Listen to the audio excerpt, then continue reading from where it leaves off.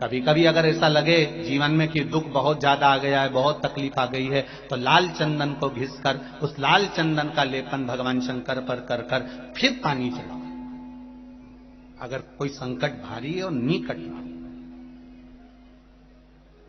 जैसे किसी नारी का गर्भ नहीं ठहर रहा, 15 साल हो गए, 20 साल हो गए, 25 साल, जैसे इसने लिखा एक माता ने कि 18 साल की बेटी हो गई थी पर संतान में पुत्र नहीं, तो उसने भाव से कथा सुनी।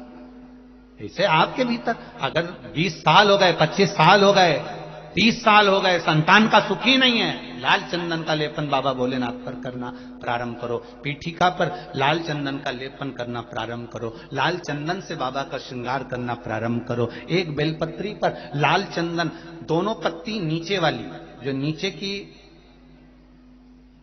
की जो 2 पत्ती होती है इस पे लाल चंदन, और बीच वाली पत्ती पर पीला चंदन लगाकर बाबा के शिवलिंग को समर्पित करिए, बाबा से प्रार्थना करिए, रोज प्रार्थना करो। परंतु एक बात का स्मरण रहे, 25 साल हो गए, 20 साल हो गए, 30 साल हो गए, संतान नहीं,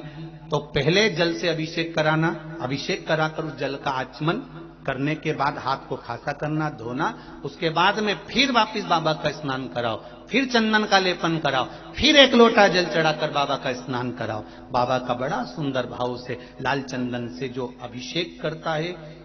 बाबा को लेपन कर कर फिर जल चढ़ समर्पित करता है, निश्चित है उसकी गोदी मेरा देव अधिदेव महादेव जरूर भरता है, निश्चितता है। हम तो बेटियों से भी कहते हैं, जिसका विवाह नहीं हो रहा हो, 25 साल, 30 साल, 27 साल, 28 साल, 32 साल, 40 साल हो गए हो, नहीं हो रहा हो बेटा बेटी का विवाह, उसे लाल चंदन का प्रयोग अशोक सुंदरी वाली जगह पर 7 बिंदी लाल चंदन की लगाकर 7 बेलपत्र 7 बिंदी पर रखिए और महाराज अपनी कामना कर कर भगवान से आइए, बाबा देगा, करेगा, 3-4 महीने में विवाह पक्का करेगा। ये लाल चंदन की महत्वता है शिव तत्व। जिसके घर में क्लेश होता हो, अशांति रहती हो, क्लेश रहता हो, या छोटी छोटी बात पर विवाद चालू हो जाता हो, या पति पत्नी में, परिवार में, सास बहू आदिक में कहीं ना कहीं कुछ अगर विवाद रहता हो, तो शास्त्र कहता है ऐसा बेलपत्री की डंडी रहती है ना, बहुत ध्यान दीजिएगा। जैसे ये बेलपत्री की जो डंडी होती है, डंडी का जो भाग होता है बेलपत्री की, ऐसा बेलपत्री की 7 भाग ले लो, मतलब बेलपत्री 7 ले लीजिए। 7 बेलपत्र लेकर कच्चा जो सूत होता है ना, कच्चा सूत जो जानते हो पेड़ पौधे में माताएं लपेटती हैं, धागा जो होता है ना सफेद कलर का कच्चा धागा,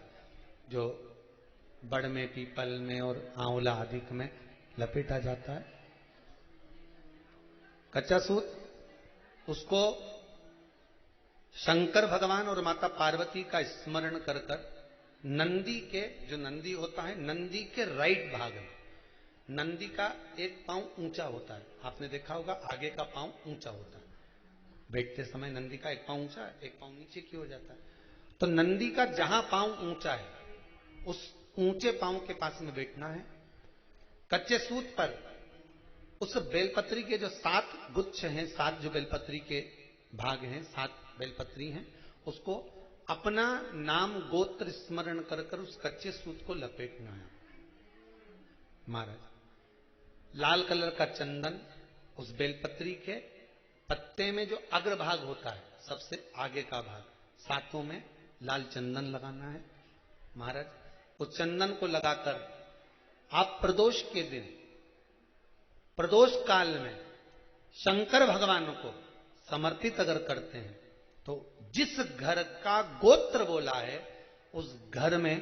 कभी क्लेश नहीं हो सकता, उस शांति का अनुभव, उसमें क्लेश नहीं हो सकता।